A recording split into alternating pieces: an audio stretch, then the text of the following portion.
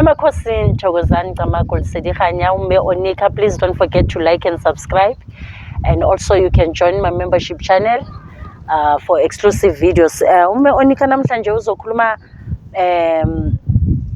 ngama comments engiwa receivayo from ama video.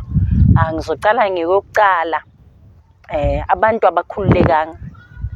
abakhululekanga entweni zikamoya. Yes, they pray, bayaphahla, kodwa nanoma bawufila ukuthi kunomoya ofuna ukutake over, kodwa bona they choose ukuyivalela. Kuyisigulo sokuvalela umoya oyingcwele ukuthi ungene phakathi kwena.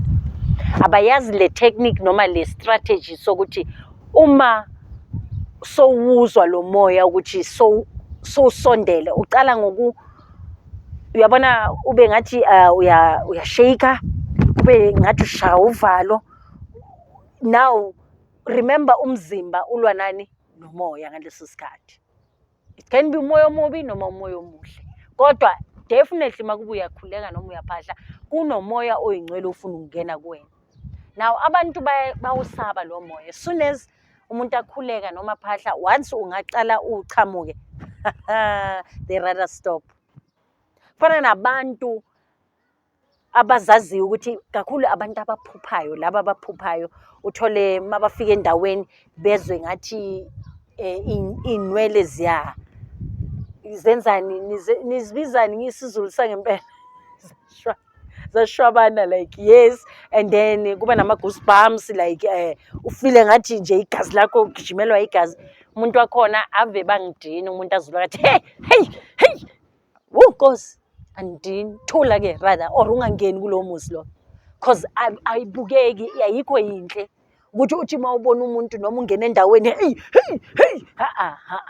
umoya nawe self uyisiguli sikamoya esidinga ukulashwa.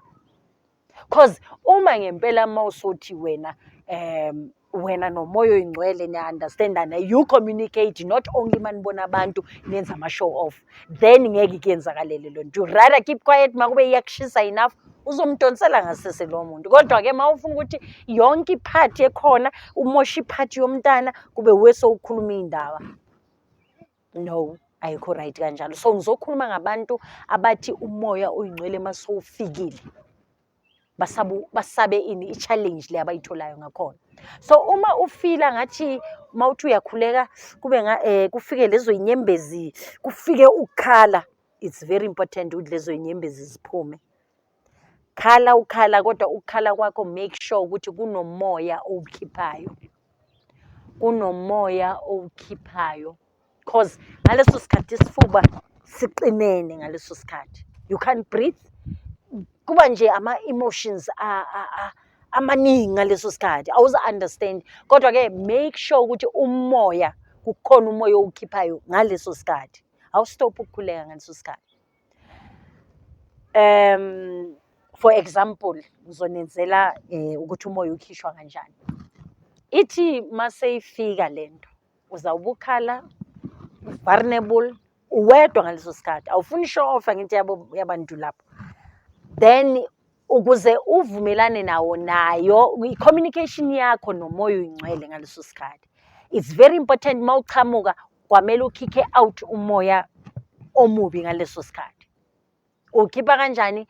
Ngendlela yokuthi hey uke uzwe umuntu makathi hey yabona, ngaleyo ndlela leyo you are letting out into evale isifuba sakho and letting in ingelosi ngisho nethonga ukuthi lithathe indawo ngaleso sikhathi.